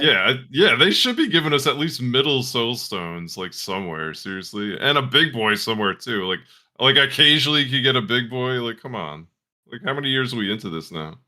Well, you can get a big boy from Curse City. 10,000 points or champion Listen, chase or something. That is the one thing. No matter what, if I don't have time, every month it gets done because of the value that soulstone has. Suppose, yeah. And Fire Knight. Yeah. Curse City Fire No, Knight. and oh Curse City yeah, Fire Curse Knight. City, yeah. I'm reading a comment here from where was it? I just missed it. GZ1987 says, "Imagine a clan boss clash. Would that be fun? To No. have on Titus. like a Titus weekly thing. Unlike a weekly thing. Ken, what about you, man? What would make clan boss more fun, more enjoyable? You know, something fresh. I mean, I agree with the Gestal and the PJ, but especially like what the PJ just said. To be honest, like Columbus reward is definitely amazing. Like it's a daily reward, guys, and we have a very high chance of to get valuable shards each day, multiple time actually. Like Ultra Nightmare Columbus have a we open in chest twice, right? So Ultra Nightmare, and the Brutal, and if you actively play in the game, you are also going to attack the heart. That's a super great income by the amount of the time we spending on this game. Nothing else as a reward come close to the Columbus. This is the biggest problem of the game. Hydra, especially Chimera. Ultra Nightmare difficulty Chimera give me rare gemstone. 2-star basalt. Oh, God. Listen, I'm like finding myself a position why I'm playing that. And it's So one or what the is that other, gonna isn't be? it? Like Ultra Nightmare, there is no higher difficulty, bro. Like where I'm gonna get the higher stuff. And you're only Like, getting what one. kind of stupid design is that? Yeah, hold You're getting a on. basalt or a gemstone. You don't get both. it's so stupid. Like I don't know why nobody ever talking about it. It's really like bother me. Like again, like nothing has Hydra as well, bro. Like Hydra, like you guys mentioned earlier, Mortal Soulstone, where is Eternal Soulstone? I'm attacking the highest difficulty. Where is the highest reward? Why we are not getting Primal Shard? Why we are not getting a medium Eternal Soulstone? Why we are not getting Mythical Book? I'm gonna put it to Where you are this they? way. Faction Wars Like- is supposed to be the way that we're supposed to get more relics, right? Because it's a daily reward.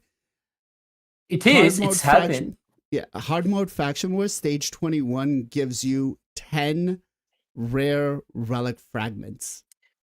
No, like that's first of all a hard mode faction war. Yes, it's extremely hard.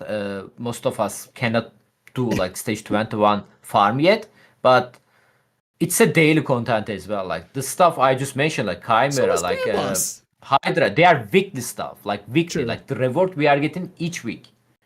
True. And daily stuff, we are getting better reward. So this something need to be changed there on their reward.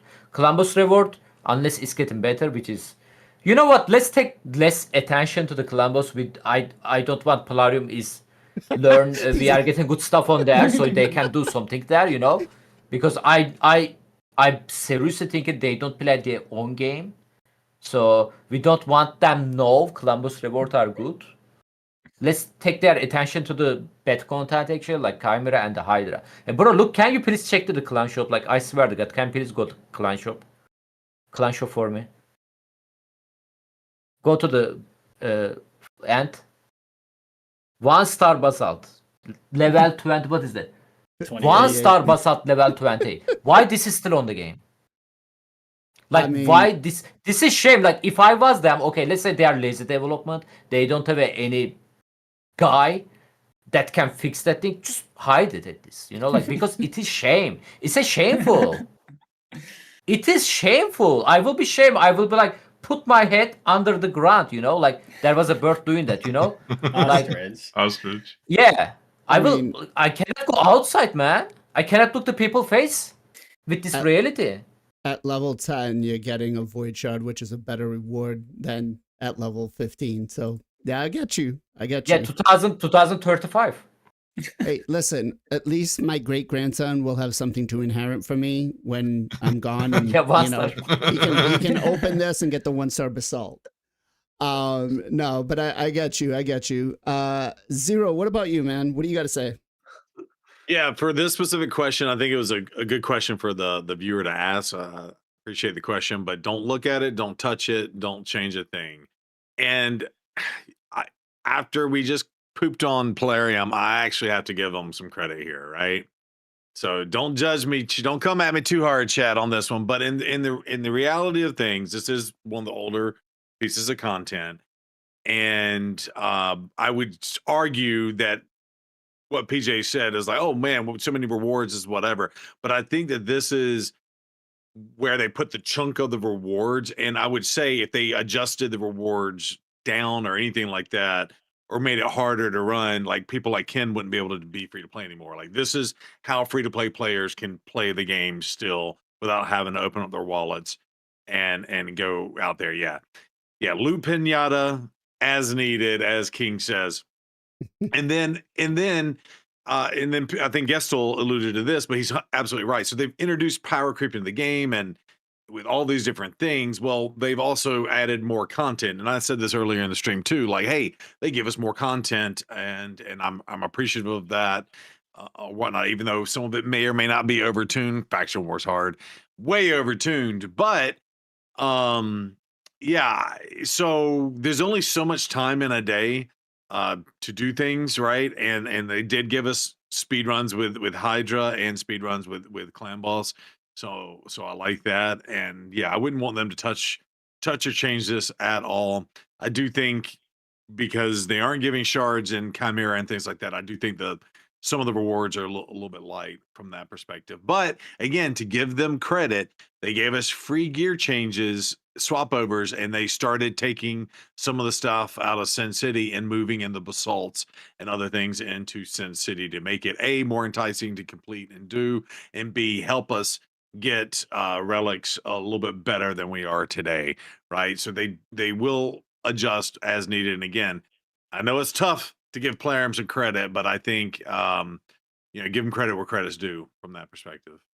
I mean, the only thing I want to touch up on that is just, if you think that they haven't realized that this is probably the best rewards they're going to give out, they are definitely, I'm sure you guys have seen some of the really good champs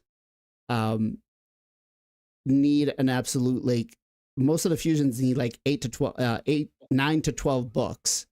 You get some champions that are higher that will need more books. They will draw those resources out. They know that if they try to change any of the rewards from Clan Boss, there will be an uproar. But don't be fooled in thinking that they are not going to siphon those rewards back, right?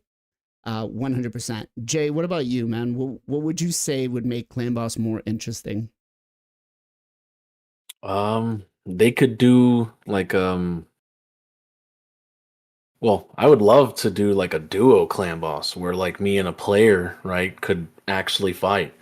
Other games have like mercenaries where you could borrow a champion or you can actually play with people, and they could do it a weekly thing, right? Like a one on the weekends, like Friday, Saturday, Sunday, which is like a special type of Clan Boss where you and your another player can go in and basically two teams fighting up empowered Clan Boss. They could do things like that. If it's just going to stay the same, of course they haven't changed the resources because nothing's changed, right? So that's probably why they haven't upped it or lowered it, because nothing really has changed there. That's what I would do. Like there's no really co-op events, right, that you can do. Other games have that. You can do that with your own clanmates. You can do that with randos. literally I can queue up with someone and go fight a clan boss. That is cool. I think that's something that raid would be nice to have, because we can only fight each other, right? In PvP, we can't really interact too much with someone else or someone else's champions. I can't like borrow one, or you can take mine and try doing something with a team, right? There's nothing like that. So that's something I feel like raid has missed, because what originally happened was, I don't think player thought that the player base was actually going to jumpstart like Brutal and Nightmare super fast. They had to release Ultra Nightmare because of how quickly people were beating Nightmare. And they were like, "Oh man, we didn't have Hydra, we didn't have Chimera, right?" And their roadmap wasn't.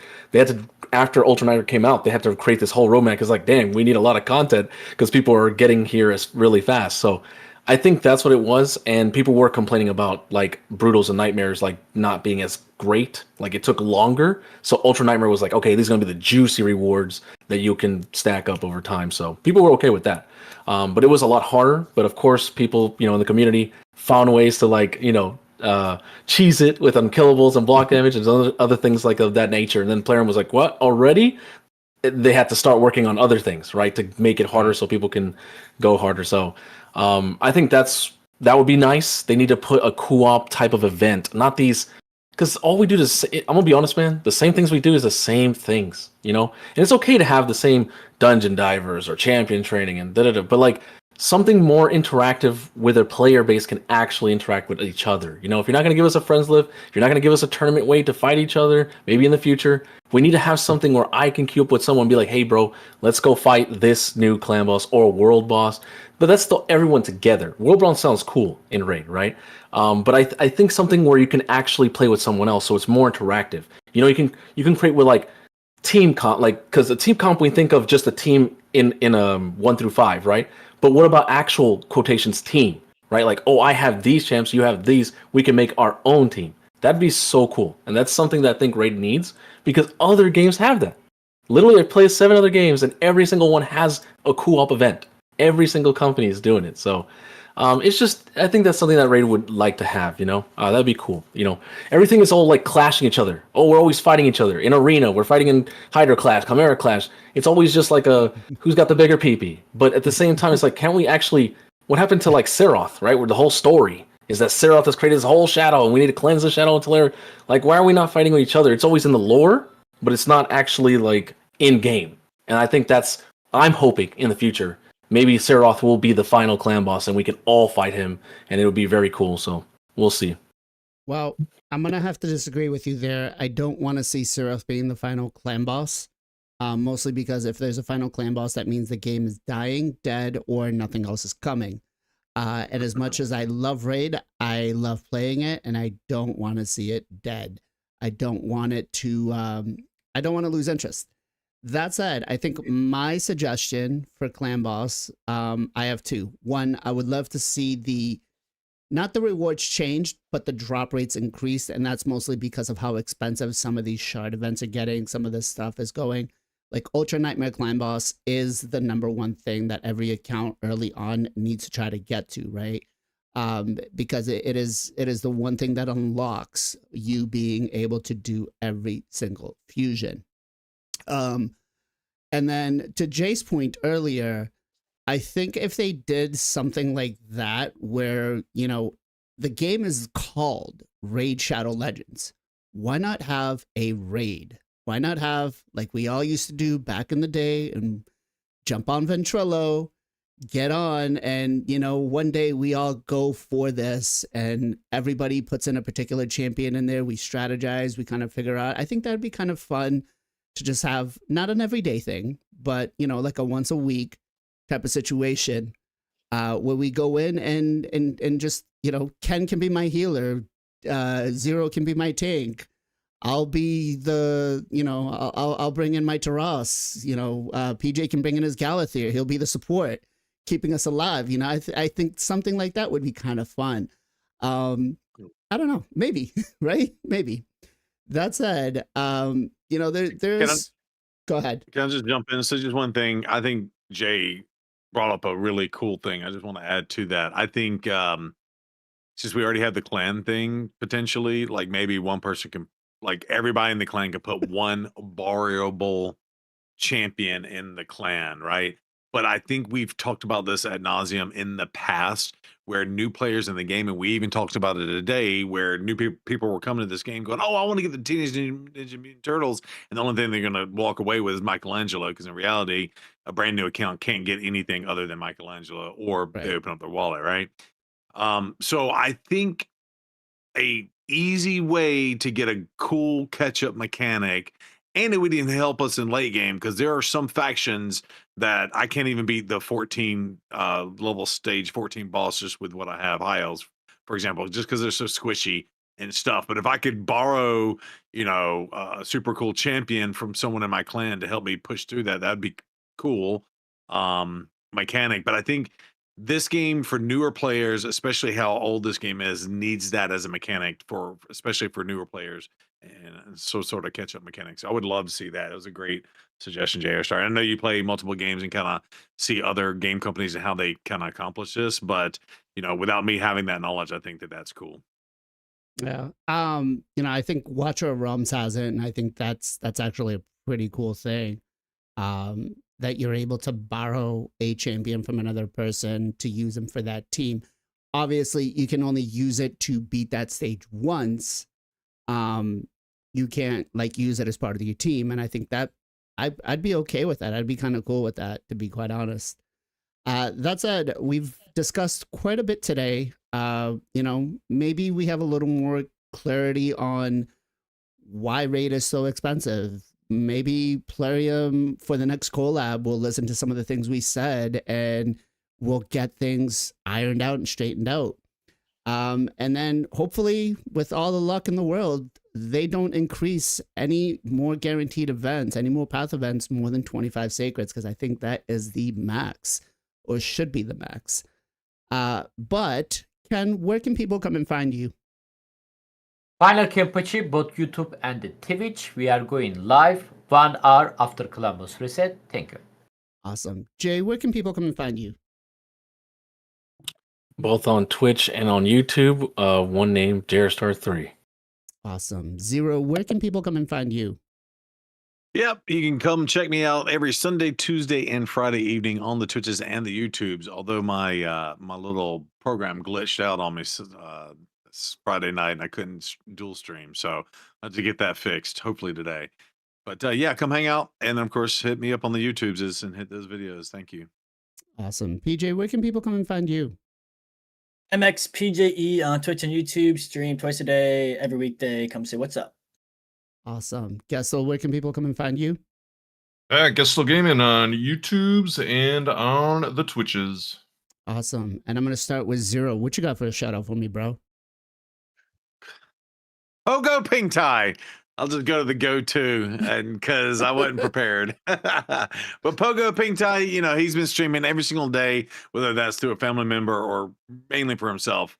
If he's got something going on, of course, he had a major surgery, and he still maintained that every single day. So make sure you show Pogo Pink Tie some love. And he's out there near Gestel. I'm still waiting for the pictures of them getting together and having lunch or something together. Gonna happen. Sending us pictures. Gessel, what you got for a shout out for me, bro? Well, I'm going to shout out our missing man here, King Copium. Going every other week with JR. It's been great having him, but I see him live right now. So, King Copium, go give him a follow and check him out. He's a great dude. Yes, sir. We're actually going to raid out into him, so hopefully he doesn't end his stream before we raid. PJ, what about you? What you got for a shout out for me, bro? All right, we're giving a shout out to Swish. Some of you guys might know him. Some of you guys might not know him. Some of you guys might know his website. Some of you guys might not know his website, but he's created a great website for Raid, RSLX. Leave a link to his Twitch and the website, but it's tools for Raid, tracks the Heroes Path, fusions, Titan events, has a shard or has a energy efficiency thing, so you can put in how many points you need, how many points you have, and it'll tell you how many gems or energy it will cost you. It has a mercy tracker you can put in. If it's all mobile too, mobile friendly and PC friendly. Definitely check it out. It's been super nice. Yeah, I agree. I've used that quite a bit, and it has been just a savior for that. Jay, what do you have for a shout out for me, bro?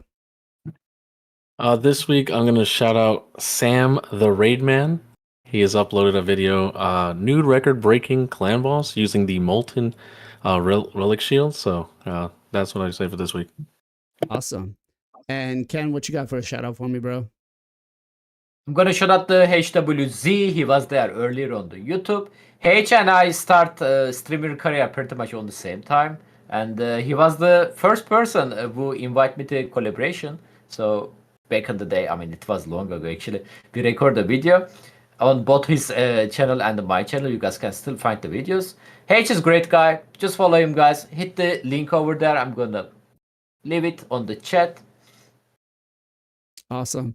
So both you and Gessel stole my shout outs for King Copium and HWZ, but I'm going to do it anyways because both of those guys deserve it. HWZ, I mean, love the guy. If it wasn't for him, there was a lot of stuff like if I had questions, he would always be there to help. As a matter of fact, you know, hasn't happened as much as I would love to, but we have been texting back and forth quite a bit outside of game, you know, about other things than raid, because not everything's about raid. And King, man, I hang out in his Discord quite a bit. The Copium Den. Make sure you guys are hanging out in there. There's a lot of great guys. Armenian, there's Bones, there's Morgan that are always in there, very knowledgeable guys. And then, you know, we always kind of, I guess, team up and rag a little bit on King and have some fun there. So, guys, thank you again all so much for hanging out with us for this Sunday again. We will be back again next week for episode number 114, where I'm sure by that time, Plarium will give us something big and juicy to discuss. If not, if you have an idea or questions or something you want us to talk or debate, make sure to join the Discord and put it in the category for the podcast, or reach out to one of the guys and tell them, hey, I think this is a great subject to discuss over on the podcast. They'll bring it to my attention and we will bring it up. Thank you all again so much for joining us. I will be rating the Twitch side out to Mr. King Copium. So when we get over there, make sure we wish him a happy birthday. Make sure we give him a little bit of fun. And if you're not following him already, make sure you give him a follow. As always, everybody, much love, much appreciation. Be safe, be well, be good to each other.